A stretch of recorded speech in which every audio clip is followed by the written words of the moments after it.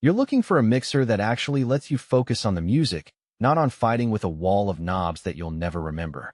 You want something reliable enough to survive nightly gigs, simple enough to keep your workflow smooth, and worth the money you're putting down, not just a list of features that sound impressive on paper.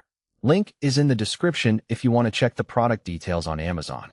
That's why I spent a few evenings digging into the PreSonus StudioLive Series 324R, watching a handful of live room setups, and reading the kind of practical questions people ask on forums before I hit record. The first hesitation most buyers have with a digital rack mixer is the fear of getting locked into a system that feels more like a computer than a mixer. You've probably seen a rack unit, stared at the rows of inputs, and wondered if you'll need a degree in signal processing just to get a vocal through the house speakers. That's a real concern because the learning curve can bite you hard if you're stepping up from a small analog desk. The StudioLive 24R tries to solve that by blending a familiar channel strip feel with a digital backbone that remembers every setting. In the real world, that means you can walk into a rehearsal space, pull out a saved scene, and have your EQ, compressor, and routing exactly where you left them last night. No hunting for the right fader, no rewiring. So, who actually benefits from this approach? If you run a modest recording studio that handles everything from indie rock bands to podcast sessions, the 24 mic/line combo inputs give you the flexibility to plug in drums, guitars, keyboards, and a handful of mics without needing external preamps.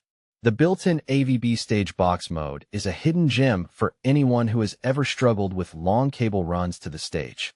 Instead of hauling a separate snake, you can connect the rack to an AVB-compatible stage box, and the digital audio travels over a single Ethernet cable. That simplifies setup for live gigs where you need a clean, low-latency link between the front-of-house desk and the stage.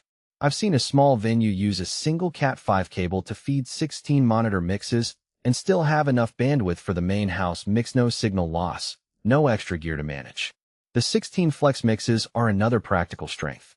FlexMixes can be assigned as a UX sins, subgroups, or matrix mixes on the fly, which is a huge time saver when you're juggling multiple monitor mixes for a band.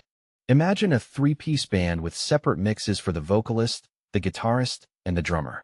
You can route each performer's monitor feed to a dedicated FlexMix, tweak the level and EQ, and the changes are instantly reflected on stage.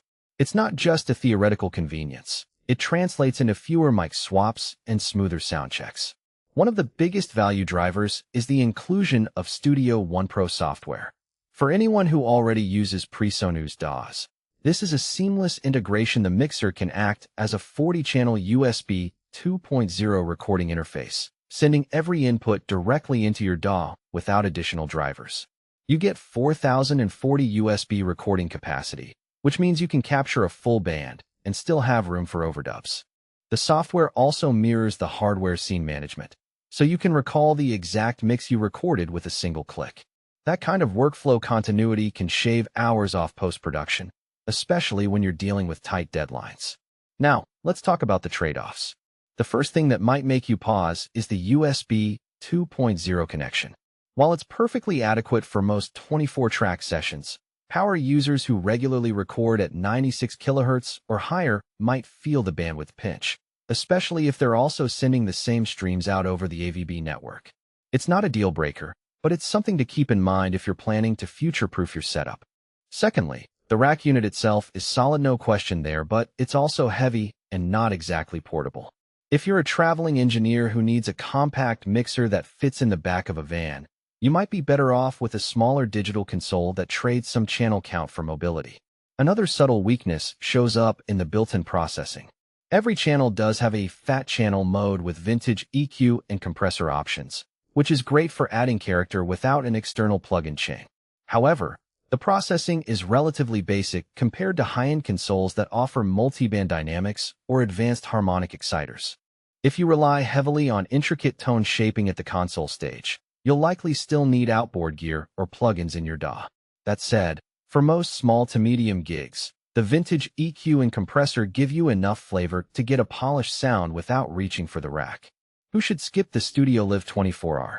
If you're a hobbyist who only records solo acoustic tracks once a month, the price and feature set may be overkill.